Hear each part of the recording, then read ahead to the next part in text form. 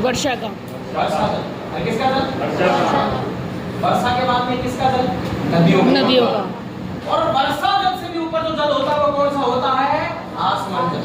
क्या किया जाता है कि महुआ को या कोई भी चीज को, ताड़ी को, कच्ची को जब इसके अंदर मटके में डाल दिया जाता है, बड़ा मटका होता है, और नीचे लगाई जाती है आग। क्या लगाई जाती है? आग। ये गर्म होगा, वैसे रखा जाता है 20-25 दिन तक एक साइड में रहता है, ताकि उसके अंदर जो है जैसे छाछ के अंदर। कभी आपने गाजर की कांची खाई है? आपने देखना, अचार खाया है कभी छाछ के अंदर डाल करके? दीदी ने खाया आपने?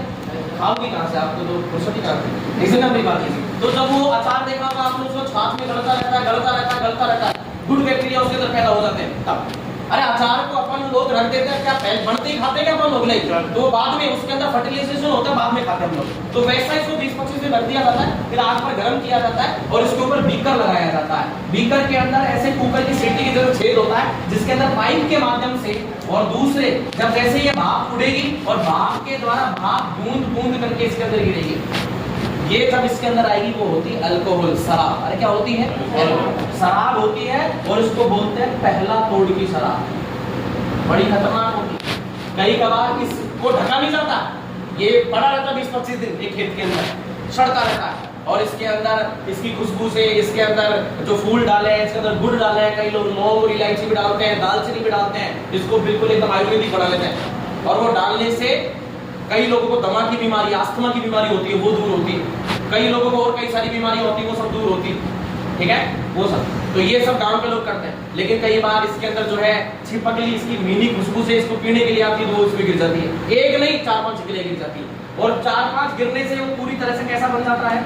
जहरीला। लेकिन जब गर्म करेंगे तो जहर पूरा खत्म हो जाता है। वो जहर इस पहली तोड़ में होता है। कई बार अखबार में आप पढ़ते होंगे कि जहरीली शराब पीने से लोगों की क्या होगी?